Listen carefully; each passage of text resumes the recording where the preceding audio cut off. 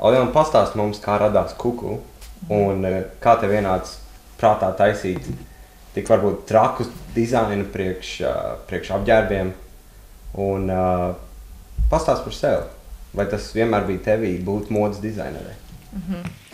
Nu, es varu pateikt, ka noteikti man ir bijis kaut kāda lietu radīšana, vēlme radīt kaut kādas lietas un kaut ko veidot no jauna. Un tāpēc es diezgan ilgu laiku biju strādājis par grafisko dizaineri.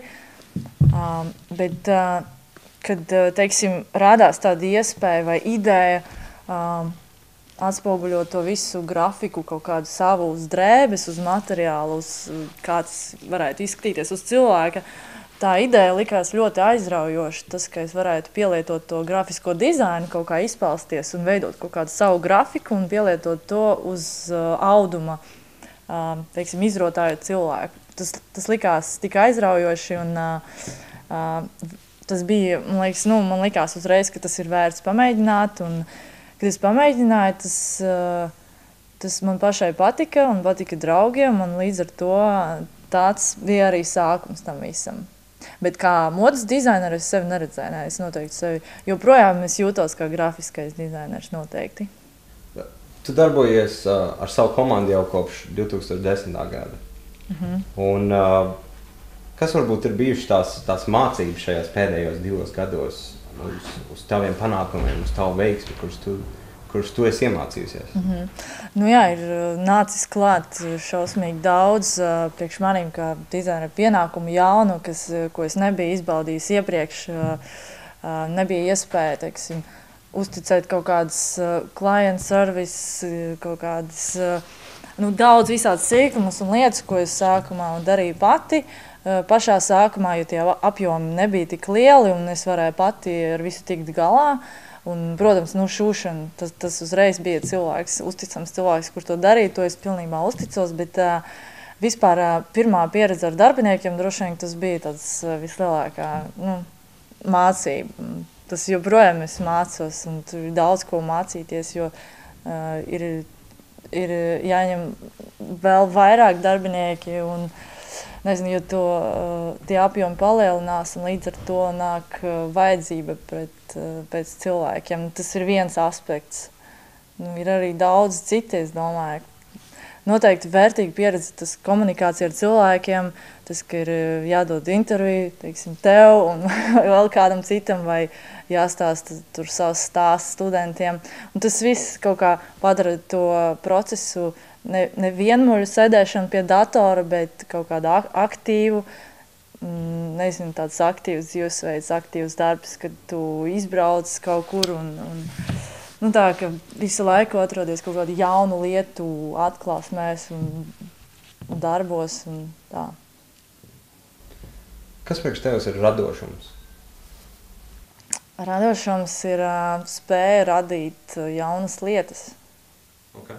Spēja varbūt uztvērt kaut kādas jaunas lietas, rādīt pilnīgi no jauna, no sevis. Un es domāju, ka tas kaut kā sublimējās tur tavu domāšanu vai tavu sajūtas ar kaut kādām domām.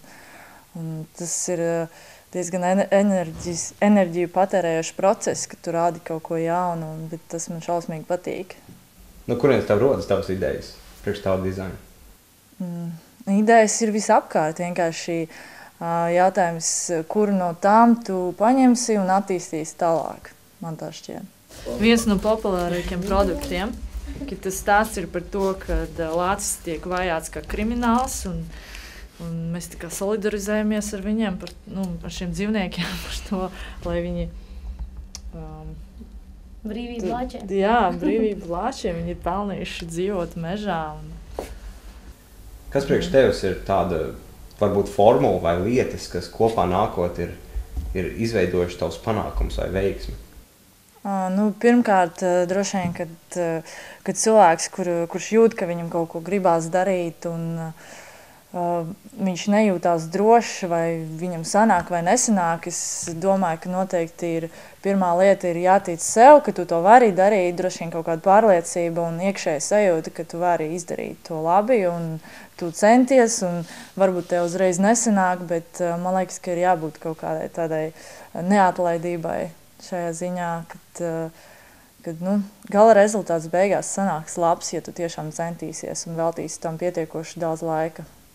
Kā tev bija pašai, kad tu uzsāki? Tu teici, stāstīji mazliet par darbiniekiem un mācību, ko tu esi guvusi un kā tu izaugi, bet uzsākot kaut ko tik grandiozu un kas ir izaudzis, noteikti bija mirkļi, kad tu domāji, viss, es negribu turpināt. Kā tu tam pati tik pāri? Pēdējā laikā šādi mirkļi nav nākuši, bet varbūt sākums ir bijis grūts, jā, kad es tikai sāku vispār to eksperimentēt, tad ir bija tā, kad vēl nebija tie ārzemju klienti, nebija cilvēki, kas reāli vispār, kas uztur to visu lietu, klientu loks nebija izveidots, tad bija tādas pārdomas, ka es tērēju visu tikai uz to, un ak, Dievs, es vairs nevaru izturēt, bet tomēr kaut kādu varbūt vajadzēja atpūt, un tad vienkārši vienā brīdī nāca kaut kāda tāda doma, ka es zinu, kas ir jādara tālāk, lai tas viss izdotos. Vienkārši ir jāpārgremo kaut kāda pieredze, varbūt, kas bijis negatīva un jārīkojas tālāk. Man liekas, es īstenībā esmu pamanījis, ka tajos brīžos, kad tev liekas, ka tev jāvēršas pie kāda cita pēc palīdzības, ka tu vairs netiec galā, tad tas ir tas brīdis, kad tev tiešām pašam ir jātiek tam visam cauri, un tas ir tā mācība, ko tu tiešām iegūsti no tā visa, un tas ir dēļ kā ir vērts vispār dzīvot. Jā. Un šodien, kur atrodas tev klienti? Tu minēji ārzemju klienti, kādi ir tavi klienti? Viņi atrodas visā pasaulē, tur Austrālijā, Hongkongā, Ķīnā, Amerikā ir daudz klienti. Bet tu esi pati mācījusies Latvijā, un tavas dizaina idejas ir radušās tepat. Tas nav kaut kur, varbūt, ejot uz ārzemēm, bet varbūt ir kāda ietekme nākus no kādiem citiem dizaineriem vai dizainiem? Protams, kad es veidojos kā grafiskā dizaineru, es biju, protams, apmeklējis lekcijas, man liekas, grafisko dizaineru grandiem pasaulē, kuri vispār to konceptuālismu arī piekopi. Tas, man liekas, attiecās uz visu, jebkurš industrial dizainers vai grafiskai dizainers, tie visi ir mākslinieki, kuri bazējas uz kaut kādiem konceptiem, un es uzskatu, ka vienkārši drēbju radīšana bazēties uz grafisko dizainu, tas arī ir kaut kāds koncepts, un vienkārši es ņēmu, to savu mācību un pieredzi, un tajā dizainā es vienmēr, protams, ka tajā mācību savā ceļā es zināju tās tendences, kas ir aktuāls tajā sfērā un sekoju līdzi pasaules labākajiem. Tas, man liekas, ir loģiski, ja tu gribi kaut ko panākt šeit, tev jābūt labāk nekā viss, kas ir šeit. Jāgūst tās mācības no visām iespējām. Noteikti, jā. Es to arī atrodu savā sfērā, un es uzskatu, tas iet priekš visiem cilvēkiem. Tas noteikti var attiekties uz jebkuru sfēru. Jā. Kā tev bija kā bērnam? Vai tev bija jau tad interese par teiksim, zīmēšanu? Man liekas, tas ir pats pamats dizainam. Un kā tas tev eskalēja līdz grafiskajam dizainam? Jā, man noteikti zīmēšana vienmēr ir patikusi un patika sēdēt un kaut ko darīt vai lipināt no plastelīna vai zīmēt. Un arī skolā es bieži vien pierakstīju nevis klādē iekšpusē, bet uz malām zīmēju kaut kādas ķiņķēziņas. Savukārt, uzreiz es neaizgāju mācīties, teiksim, mākslas akadēmijā, jo es nenāku no mākslinieku ģimenes, un man kaut kā tas likās tāds svešs un nesaprotams un pilnīgi nezināms, un vienkārši man dzīve noveda kaut kā pie tā, ka es tomēr sāku to darīt pati, un tad arī atradu darbu, un tad sāku vēl mācīties to grafisko dizaineru. Tas bija pilnīgi viss apgriezti, bet, es esmu apmierināta ar rezultātu. Kāda ir tālākie plāni priekš Kuku? Tālākie plāni noteikti ir palaist jaunu mājaslapu, kas pašreiz top, un ir vairāki sadarbības projekti, ļoti veiksmīgi ir bijuši, un septembrī, es nezinu, kad iznāk raidījums, septembrī mēs prezentēsim mūsu vienu sadarbību ar mammu šallēm, kas būs zīda šalles. Pirmo reizi mēs tomēr taisīsim to apdruku uz zīda, kas ļoti interesanti ar manu dizainu. Un tie tālākie plāni arī, jā, pāriet uz dabiskākiem materiāliem, jo pašreiz mums ražošana Latvijā bija pārsvarā poliesteris izmantots. Tas ir savi iemesli tām, bet gribās attīstīties tā bišķiņ vērienīgāk, un mēs turpināsim būt sociāli draudzīgs zīmols un komunicēsim ar visu pasauli. Un tas plāns, protams, ir iekārot aizvien vairāk cilvēka sirdis ar savu dizainu un ieviest to trakulīgo stilu cilvēku ikdienā, lai iepriecinātu viņus un viņiem būtu patīkami, teiksim, vilkt mūsu izstrādājumus. Ja. Un priekš tevis pašas, kāpēc trakulīgs dizains?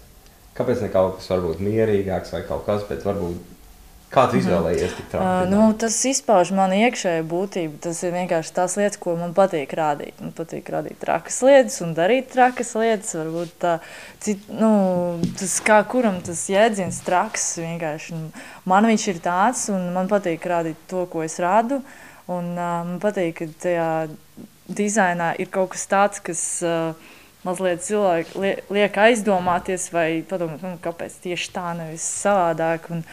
Un lai rādītu kaut ko tādu vidē, mediocre lietas priekš tam, es nezinu, droši vien, ka ir liela zīmola, kas cenšas rādīt lietas, kas patīk visiem, bet es uzskatu, ka tā tirgus daļa viņa jau ir tik apjomīga, ka mums ir kaut kas savs un unikāls un gribās turpināt tieši tajā virzienā.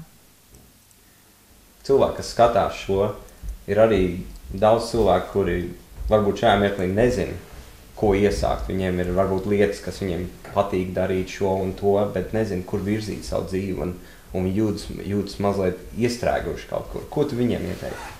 Es ieteiktu klausīt savu sirdi, jo noteikti atnāks tas brīdis, manuprāt, kad tev jau būs, ja tu darīsi to, kas tev patīk, kaut kāds mazs hobijs, vienkārši nepamest to novārtā un tomēr strādāt ar sevi un attīstīt savu papildus kaut kādu hobiju. Un es domāju, ka katram dzīvē rādās vai nu iespēja, vai viņš ierauga kaut ko, viņš saprot, ko viņš beidzot grib darīt. Man kaut kā tam līdzīgi ir bijis droši vien. Pilnīgi nejauši, un, man liekas, dzīve pati parāda tev to tavu ceļu. Ko tas tev nozīmē būt varbūt no Latvijas, no Rīgas, kā dizainerei, kas pasaulē pārdod savu brendu? Vai tas piešķir kaut ko, vai ir kāds sajūtas par to?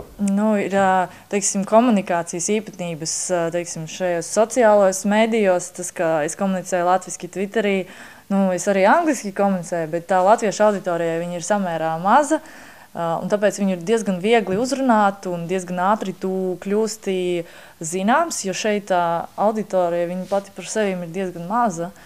Bet, lai gan mēs joprojām neesam iekārojuši pilnīgi visu, ko mēs varam šeit iekārot, visi mūs nezina, un es pieļauju, ka daudzi atklās mūs tikai pēc jūsu raidījuma.